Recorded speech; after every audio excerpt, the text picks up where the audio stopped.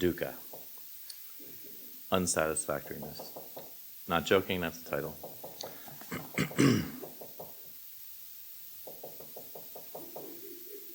I'm going to let him give the talk, or her. Understanding Dukkha. The talk by Ajahn Chah, translated by Paul Breiter.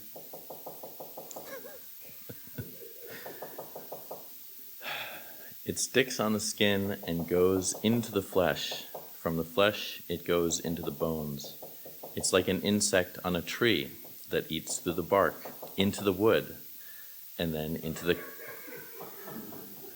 core, until finally the tree dies, or the Dhammahal dies.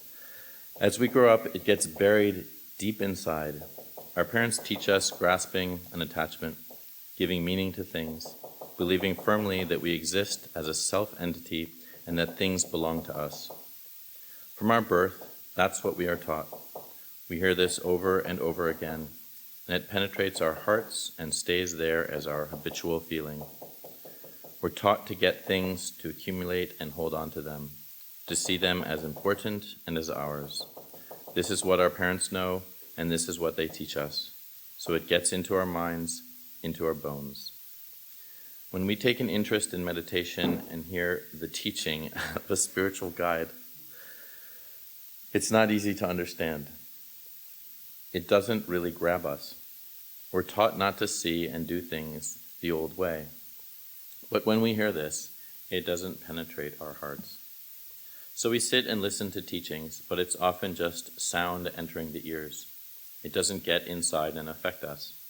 It's like we're boxing and we keep hitting the other guy, but he doesn't go down. We remain stuck in our self-view. The wise have said that moving a mountain from one place to another is easier than moving the conceit of self-view, this solid feeling that we really exist as some special individual. We can use explosives to level a mountain and then move the earth, but the tight grasping of self-conceit, oh man, our wrong ideas and bad tendencies remain so solid and unbudging, and we're not aware of them. So the wise have said that removing this view and turning wrong understanding into right understanding is about the hardest thing to do. For us who are worldly beings, patujana, to progress on to being virtuous beings, kalyana jana, is not easy. Patujana means that people who are thickly obscured, who are dark or stuck deep in the darkness and obscuration. The Kalyana Jana has made things lighter. We teach people to lighten, but they don't want to do that because they don't understand their situation, their condition of obstruction. So they keep on drifting in their confused state. If we come across a pile of buffalo dung, we won't think it's ours and we won't want to pick it up. We will just leave it where it is because we know what it is. Such is what's good in the way of the impure. That which is evil is the food of bad people. If you teach them about doing good, they're not interested, but prefer to stay as they are because they don't see the harm in it. Without seeing the harm, there's no way things can be rectified. If you recognize it, then you think, oh, my whole pile of dung doesn't have the value of a small piece of gold. And you will want gold instead. You won't want dung anymore. If you don't recognize this, you remain the owner of a pile of dung. That's the good of the impure. Gold, jewels, and diamonds are considered something good in the realm of humans. The foul and rotten is good for flies and other insects. If you gather fresh flowers, the flies won't be interested in them. Even if you tried to pay them, they wouldn't come. But wherever there's a dead animal, wherever there's something rotten, that's where they'll go. Wrong view is like that. It delights in that kind of thing. What's sweet-smelling to a bee is not sweet to a fly. There is difficulty in practice, but in anything we undertake, we have to pass through difficulty to reach ease. In Dharma practice, we begin with the truth of dukkha, the pervasive unsatisfactoriness of existence. But as soon as we experience this, we lose heart. We don't want to look at it. Dukkha is really the truth, but we want to get around it somehow. It's similar to the way we don't like to look at old people, but prefer to look at the young and attractive. If we don't want to look at dukkha, we will never understand dukkha, no matter how long we live. Dukkha is truth. If we allow ourselves to face it, then we will start to seek a way out of it. If we're trying to go somewhere and the road is blocked, we will think about how to make a pathway. Working at it day after day, we can get through. When we encounter problems, we develop wisdom like this. Without seeing dukkha, we don't really look into and resolve our problems. We just bear with them or pass them by indifferently. My way of training people involves some suffering, because understanding suffering is the Buddha's path to enlightenment. He wanted us to see suffering and to see its origination, its cessation, and the path that brings about cessation. This is the way out for all the Aryas, the awakened ones. If you don't go this way, there is no way out. If we know dukkha, we will see it in everything we experience. Some people feel that they don't really suffer much, but practice in Buddhism is for the purpose of freeing ourselves from suffering, the unsatisfactoriness that pervades ordinary experience. What should we do to not suffer anymore? When the dukkha arises, we should investigate to see the causes of its arising, knowing that we can practice to remove those causes. Then, once we travel the path to fulfillment, dukkha will no longer arise. In Buddhism, this is the way out. Opposing our habits creates some suffering, but generally we are afraid of suffering, and if something will make us suffer, we don't want to do it. We are interested in what appears to be good and beautiful, but we feel that anything involving suffering is bad. But it's not like that. If there is suffering in the heart, it becomes the cause that makes you think about escaping. It leads you to contemplate. You will be intent on investigating to find out what is really going on, trying to see causes and their results. Happy people don't develop wisdom. They're asleep. It's like a dog that eats its fill. After that, it doesn't want to do anything. It can sleep all day. It won't bark if a burglar comes. It's too full and too tired. But if you only give it a little food, it will be alert and awake. If someone comes sneaking around, it will jump up and start barking. Have you seen that? We humans are trapped and imprisoned in this world and have troubles in such abundance, and we are always full of doubt, confusion, and worry. This is no game, so there's something we need to get rid of. According to the way of spiritual cultivation, we should give up our bodies, give up ourselves. We have to resolve to give our lives to the pursuit of liberation. If we speak the subtle Dhamma, most people will be frightened by it. They won't dare to enter it. Even saying, "Don't do evil," most people can't follow this. So I've sought all kinds of means to get this across. And one thing I often say is, no matter we are delighted or upset, happy or suffering, shedding tears or singing songs, never mind. Living in this world, we are living in a cage. We don't get beyond this condition of being in a cage. Even if you are rich, you are living in a cage. If you are poor, you are living in a cage. If you sing and dance, you're singing and dancing in a cage. If you watch a movie, you're watching it in a cage. What is this cage? It's the cage of birth, the cage of aging, the cage of illness, the cage of death. In this way, we are imprisoned in the world. This is mine. That belongs to me. We don't know what we really are or what we're doing. Actually, all we are doing is accumulating suffering for ourselves. It's not something far away that causes our suffering, but we don't look at ourselves. However much happiness and comfort we may have, having been born, we cannot avoid aging. We must fall ill, and we must die. This is dukkha itself, here and now. The time we can be afflicted with pain or illness is always. It can happen at any moment. It's like we've stolen something. We could be arrested at any time because we've done that. That's our situation. We exist among harmful things, among danger and trouble, aging, illness, and death reign over our lives. We can't go elsewhere and escape them. They can come catch us at any time. It's always a good opportunity for them. So we have to cede this to them and accept the situation. We have to plead guilty. If we do, the sentence won't be so heavy. If we don't, we suffer enormously. If we plead guilty, they'll go easy on us. We won't be incarcerated too long. When the body is born, it doesn't belong to anyone. It's like our meditation hall. After it's built, spiders come to stay in it. Lizards come to stay in it. All sorts of insects and crawling things come to stay in it. Snakes may come to live in it. Anything may come to live in it. It's not only our hall, it's everything's hall. These bodies are the same. They aren't ours. We come to stay in and depend on them. Illness, pain, and aging come to reside in them, and we are merely residing along with them. When these bodies reach the end of pain and illness and finally break up and die, that is not us dying. So don't hold on to any of this, but contemplate clearly, and your grasping will gradually be exhausted. Do you know if desire has limits? At what point will it be satisfied? Is there such a thing? If you consider it, you will see that tanha, blind craving, can't be satisfied. It keeps on desiring more and more. Even if this thing brings such suffering that we are nearly dead, tanha will keep on wanting things because satisfaction is not possible for it. The Buddha taught the instructions for the rich. It means being content with what we have. That is a rich person. This is the instruction for the rich. I think this kind of knowledge is really worth studying. The knowledge taught in the Buddha's way is something worth learning, worth reflecting on. First, it teaches the way of ethical living. As long as we have enough material sustenance to support our lives, we can block the path to the lower realms by living morally.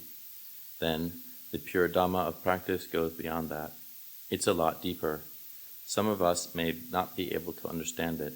Just take the Buddha's words that there is no more birth for him, that birth and becoming are finished. Hearing this makes us uncomfortable. To state it directly, the Buddha said that we should not be born, because that is suffering. Just this one thing, birth, the Buddha focused on, contemplating it and realizing its gravity. Being born, all dukkha comes along with that. It happens simultaneously with birth. When we come into this world, we get eyes, a mouth, a nose. It all comes along, only because of birth. But if we hear about dying and not being born again, we feel it would be utter ruination. We don't want to go there. But the deepest teaching of the Buddha is like this. Why are we suffering now? Because we were born. So we are taught to put an end to birth. This is not just talking about the body being born and the body dying. That much is easy to see. A child can understand it. The breath comes to an end, the body dies, and then it just lies there. This is what we usually mean when we talk about death. But a breathing, dead person, that's something we don't know about. A dead person who can walk and talk and smile is something we haven't thought about.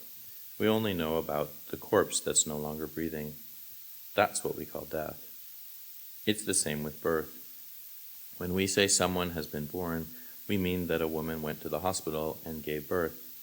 But the moment of the mind taking birth, have you noticed that? Such as when you get upset over something at home. Sometimes love is born. Sometimes aversion is born. Being pleased, being displeased, all sorts of states. This is birth. We suffer just because of this. When the eyes see something displeasing, dukkha is born. The ears hear something that you really like, and dukkha is also born. There is only suffering. The Buddha summed it up by saying that there is only a mass of dukkha. Dukkha is born and dukkha ceases. That's all there is. We pounce on and grab at it again and again, pouncing on arising, pouncing on cessation, never really understanding it. When dukkha arises, we call that suffering. When it ceases, we call that happiness. It's all old stuff, arising and ceasing. We are taught to watch body and mind arising and ceasing. There's nothing else outside of this. We recognize suffering as suffering when it arises. Then, when it ceases, we consider that to be happiness. We see it and designate it as such, but it isn't. It's just dukkha ceasing. Dukkha arises and ceases, and we pounce on and grab a hold of it. Happiness appears and we are pleased. Unhappiness appears and we are distraught. It's really all the same, mere arising and ceasing. When there is arising, there's something, and when there is ceasing, it's gone. This is where we become confused. Thus it's taught that dukkha arises and ceases, and outside of that, there is nothing. We don't recognize clearly that there is only suffering because when it stops, we see happiness there. We seize on it and get stuck there. We don't really know what's going on, which is just arising and ceasing. The Buddhists summed up things by saying that there are only arising and ceasing, and there's nothing outside of that. This is difficult to listen to, but one who truly has a feel for the Dhamma doesn't need to depend on anything and dwells in ease. The truth is that in this world of ours, there is nothing that does anything to anybody. There is nothing to be anxious about. There's nothing worth crying over, nothing to laugh at. Nothing is inherently tragic or delightful, but such is what's ordinary for people. Our speech can be ordinary, relating to others according to the ordinary way of seeing things. That's okay, but if we are thinking in the ordinary way, that leads to tears. If we really know the Dhamma and see it continuously, nothing is anything at all. They are only arising and passing away. There's no real happiness or suffering. The heart is at peace then when there is no happiness or suffering. When there is happiness and suffering, there is becoming and birth, meaning ceaseless transformation. We are usually trying to stop suffering to give rise to happiness. That's what we want. But what we want is not real practice. It's happiness and suffering. The aim of the Buddha's teaching is to practice to create a type of karma that is beyond happiness and suffering, and that will bring peace. But usually we can only think that having happiness will bring us peace. If we find some happiness, we think that's good enough.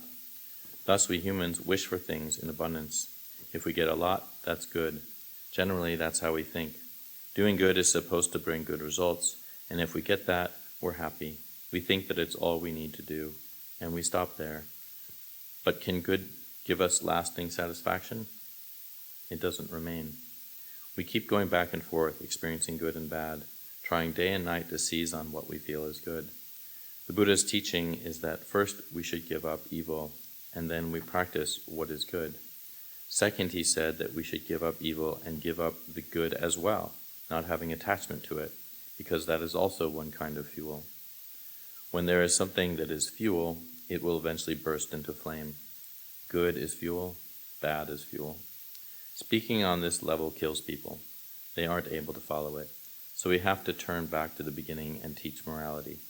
Don't harm each other. Be responsible in your work and don't exploit others. The Buddha taught this, but just this much isn't enough to stop. Why do we find ourselves here in this condition? It's because of birth. As the Buddha said in his first teaching, the discourse on turning the wheel of Dhamma, birth is ended. This is my final existence. There is no more further birth for the Tathagata. Birth and becoming. It is taught that birth is suffering, but it doesn't only mean dying from this life and taking rebirth in the next life. That's too far away. The suffering of birth happens right now. It's said that becoming is the cause of birth. What is this becoming? Anything that we attach to and put meaning on is becoming. Whenever we see anything as self or other or belonging to ourselves without wise discernment to know that such is only a convention, that is becoming. Whenever we hold on to something as us or ours and it then undergoes change, the mind is shaken by that. It is shaken with a positive or a negative reaction. That sense of self experiencing happiness or unhappiness is birth. Then, when there is birth, it brings suffering along with it, because everything must change and disappear. Right now, do we have becoming? Are we aware of this becoming? For example, take the trees in an orchard. The owner of the orchard can take birth as a worm in every single tree if he isn't aware of himself, if he feels that it's really his orchard. This grasping at my orchard and my trees is the worm that latches on there. If there are thousands of trees, he will become a worm 1,000 times. This is becoming. When the trees are cut or meet with any harm, the worms are affected, the mind is shaken and takes birth with all this anxiety. Then there is the suffering of birth, the suffering of aging, and so forth. Are you aware of the way this happens? Well, those objects in our homes or our orchards are still a little far away. Let's look right at ourselves sitting here. We are a compound of the 5 aggregates and the 4 elements. These sankhara are designated as a self. Do you see these sankhara and these designations as they really are? If you don't see the truth of them, there is becoming, being gladdened or depressed over the 5 khandhas, and you take birth, with all the resultant sufferings. This rebirth happens right now in the present. This glass breaks right now, and we are upset right now. This glass isn't broken now, and we are happy about it now. This is how it happens, blindly being upset or being happy. One only meets with ruination. You don't need to look far away to understand this. When you pay attention to yourself, you can know whether or not there is becoming. It's the grasping attachment that is the vital point, whether or not we really believe in the designations of me and mine. This grasping is the worm, and it is what causes birth.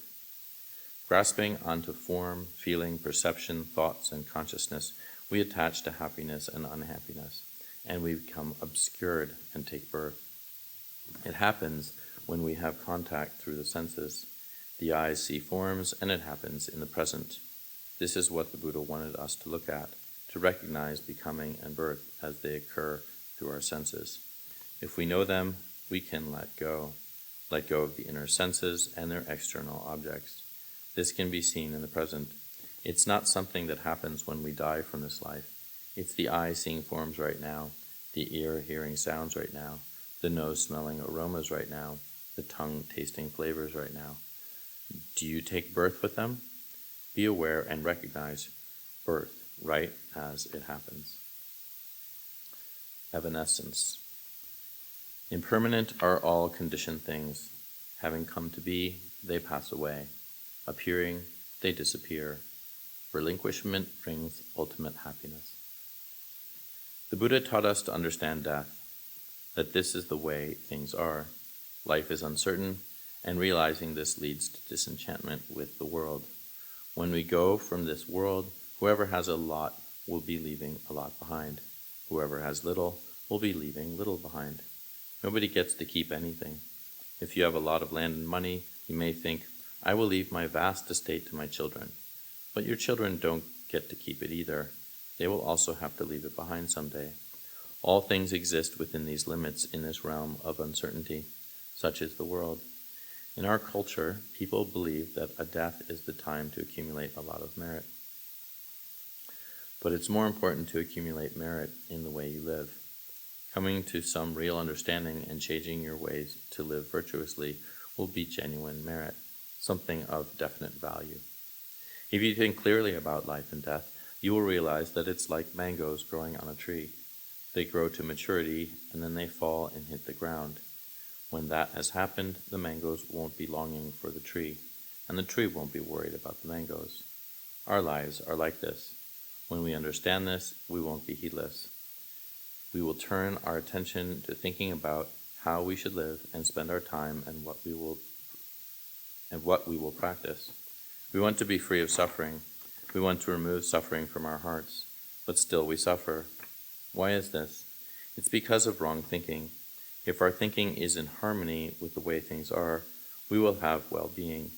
Practicing Dhamma means seeking right understanding, such as looking at our bodies. Are they really ours? They are born, they change, and they die of their own. We can't stop them from doing that. We can't order them to be a certain way. So we keep investigating and looking at the facts, asking ourselves if this is really the case. And we see that we do not have the power to control these impermanent bodies according to our wishes. When we see this, the mind changes and enters the Dhamma. Looking continuously at the nature of sankhara, we come to see that they are unreliable, and we are led to see the noble truth of suffering. But we are so fearful. When we're told to think about death, we are afraid to do it. When we hear the teachings on impermanence, suffering, and not self, we don't want to listen. The Buddhist said this is something we should take interest in and contemplate, but people are so afraid. They only want birth without death. They only want to have good things. That's pretty silly. Can you get this? Think deeply for a moment. The teachings say impermanent are all conditioned things. Having arisen, they pass away. Well, what is this impermanence all about? These conditioned things are just what is sitting here right at this moment. We will all meet this fate without exception, but we don't face up to it and investigate. There's nothing better than investigating this. These days, the doctors are investigating cancer, but they can't seem to find a cure for it. Why aren't they trying to cure this disease instead? The disease of death is much more fearsome than cancer. When I went abroad, I was having it without a bunch of doctors over this. The disease of death is something really worth taking an interest in. Why haven't you been researching it? If we do contemplate it, then our wrong actions will start decreasing. People are concerned with cancer, but the disease of aging is worse than cancer. The disease of death is contracted by every living being. Those with cancer will die. Those without cancer will die. So the disease of death is what's really important to analyze. When we teach people to practice recollection of death, they say, don't talk about it. If you talk about death, no one will want to do anything. Such thinking is really mistaken. This disease is the chronic disease of life. The Buddha wanted us to look and realize that all beings, without exception, are in this condition. It's the truth, so he taught us not to forget or have illusions about it. If you do recollect death regularly, you will cease to harm others. You will see there is no point in doing evil and taking it with you when you die. This is something that can have benefit to yourself, to your family, and to society. Someone who has done a lot of bad things will start making efforts to give up old ways. Bad actions not yet done we will avoid in the future. Defilements of mind will gradually keep decreasing. Then when we attempt to instruct others, we will be setting a good example for them, and we will really be able to help them. Think about a person who is condemned to death. In 15 days, say, or in a month, he is going to face a firing squad. How would we use our time if this fate were ours? What would we think? Consider it for a moment. What would go through your mind? You could probably eat salt and not taste the saltiness. One day we are going to die. The time is not set. It could be in a day or two. It could be after a long time. So we will have to think very clearly that we are like someone sentenced to death, like a criminal languishing in jail, just waiting to be taken, or like cows in the slaughterhouse with red marks on their sides. Today, this one gets slaughtered. Tomorrow, that one. The day after, that one. We are just like that herd of cows. So would you be joking around in there, singing songs and amusing yourself? This is really the situation we're in. So the Buddha taught us to build those things that are of benefit. We don't build them with material wealth, but with efforts of body and speech, and with the energy of wise discernment. Each day, we should do at least one meritorious act. At the very least, you can show kindness to an animal. Don't let a day go by without creating virtue. The life of all beings is uncertain. When we understand this, then we can be more relaxed about what we do in this world. We won't take the ups and downs of events too seriously, and we won't have upset, disappointment, or fear. We won't be taking extreme delight in things either, whether we live or die. We have built our safe haven with good deeds. There's no other time to practice. You have to do it while you're still living. When you are taught about doing good and creating virtue, work at that now, and you will get the results. After you die, it's too late. There's only the funeral. When you die, they come to pay respects. You are then just an object they can practice merit on. The merit you had is all finished. But if you keep creating it now, while you are alive, it doesn't get exhausted so fast. So I'll end there. I think this is coming from my inner child. So I like oatmeal with bananas, and bananas are not always offered, right? And but we eat the oatmeal with almonds, and I usually never have almonds with my oatmeal, and I really enjoy that. So, but when we do get bananas, then I'm really happy. I'm really enjoying that. So from the Buddha's teaching, should I not enjoy it? Because there's not really dukkha, like I miss the banana, but I really enjoy it while I'm having it, but I'm not attached to it. I'm not thinking, oh, I hope today is banana day, So is that a wrong practice? Should I just completely let go of the enjoyment? Well, it's not about letting go of enjoyment. It's working, as the Luang Por Chah was talking about, it's working with dukkha. And so it's really looking more at like, how does having bananas or not having bananas have within it suffering? So it's like, I really like a quiet hall, right? And, I have these woodpeckers around. And so then when they're not around and it's quiet, and I was like, oh, it's so peaceful. But then the mind starts like thinking about things and like, or whatever. It doesn't always do well with that peace either. So I'm misled into thinking like I enjoy this and thinking that that's a pure enjoyment, there's no problem. But there's always dukkha inherent in that. And then when I hear the woodpeckers and there's dukkha in that, then I think, if only these woodpeckers were gone, then I wouldn't experience dukkha. But none of it is like actually taking on an understanding of learning about dukkha, right? Learning about that and say like, okay, can I learn from like woodpeckers not being there or woodpeckers being there, right? As a source of aversion.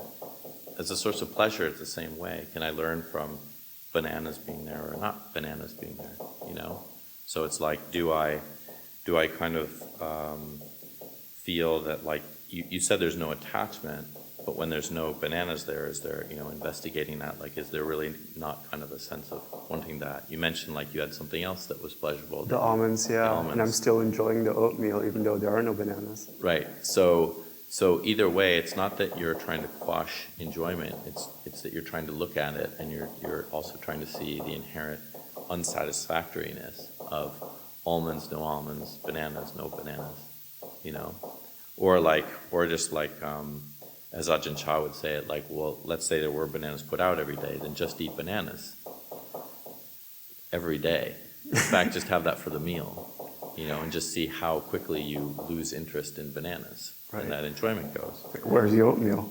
Yeah, that's right, or the oatmeal. So it's constantly investigating, and that's what Luang Por Chah is saying. It's like we often just kind of abandon that because whether it's subtle or gross, we're always pleasure-seeking machines, essentially. We're generating pleasure, we want this. And it's just something that, like, if we investigate, then we can try to see that very clearly, and then we say, like, okay, what happens when I don't have this? What happens when I do have this? And how can I just let go of that desiring mind, and then, like, kind of see the arising and ceasing over and over again? Because it's not a personal thing. It's not about Manny likes bananas. It's just about this arising of like, oh, there's bananas, this is pleasant, or there's none, this is unpleasant. And it's just the same. That's one of the things Luang Por Chah was saying. Like, we make a big deal out of it. Even in the moment, it's like, oh, this is just so nice eating oatmeal with bananas. But then, like, there's nothing really, like, inherently special about that. It's just actually only arising and ceasing of phenomena. A pleasant experience while you're eating or not. It's just one is there, one is not there. Our grasping is that this is what is right when there's bananas or when the woodpecker stops. Oh, finally, it stopped. No more dukkha. But the dukkha is inherent in the fact that already, even on a growth level, as soon as it starts again, then I'm like, are you kidding me? And how can't you just give me a break? And I'm like making this personal between this. I don't even know what it is. Maybe it's like somebody out there just kind of doing it with their finger. And I was totally wrong. It's not a woodpecker. So the whole idea is really kind of witnessing and learning and understanding through this arising and ceasing. We don't take it like something that's me or mine, but we also don't kind of attach to it as like, I'm only happy when there's bananas or not bananas or what. So it's not in the annihilation of bananas, or experience. It's just seeing like, this is how I grasp onto happiness or desire or want something, and this is how I let go of it. whether something is present or not present. Because in a sense, always remember it's the same thing. Aversion and desire are just different felt experiences of the exact same thing. You know, aversion is I want the thing that I'm being exposed to right now. I want the other thing. So I want the bananas. I don't have bananas. The aversion is I don't like the bananas. But on the exact other side of that is the pleasure seeking of that. So we often don't see that. It's just one is pushing, one's pulling, but they're always in a yin-yang kind of feeling around that. Because it's like when we like something, then we're happy. When we don't like something, we're unhappy. And so there's just an encouragement to try to see that very clearly. And then eventually, then there's not a kind of craving around it. Like, oh, it's bananas. It's no bananas. It doesn't matter because you're just watching the rising and ceasing. That's your interest. If that makes sense. It does make sense. Thank you, Ajahn. It's possible to reach a very good level in Dhamma practice when you hear the woodpeckers and you go, bring it on. So, you know, if you can actually welcome aversion like that, I mean, who knows? Maybe there's some people who actually feel pleasure, but when we get to a level where we're welcoming of these experiences to see like, oh yeah, this is my opportunity. You know, this is a real opportunity for practice right now when we have a difficult conversation with somebody or something we don't like happens in the monastery or wherever, it doesn't matter. And we're like, okay, yeah, let me see, this will be interesting. And it's just that level of saying, this will be interesting. Yeah, this is something that I can try to work on, or I can try to work with. Then that's that virya I was talking about. That's like this. It almost follows that in this beautiful way where there's a little bit of wholesome excitement around rising up to a challenge. And so that's really a key aspect of the Buddha's teachings, and even what Lumpur Cha was really trying to talk about in this talk was our tendency is to really shrink away from things as much as we can because we don't want to kind of admit to the fact that at any moment we could die, and like there's just, we don't know how much time there is left, and we just want to kind of get as much pleasure as we can. But when we take on the opposite view and we're like, oh, okay, I only have this much time left, how can I kind of rise up to this? And it's like this really wholesome encouragement towards ourselves to, and then at some point when we see our practice, we feel really confident in it. I think that's because we have taken an interest. We're interested in how things are working and what's going on. And when that occurs, then it's like a spiral. It really kind of spirals up and then keeps going.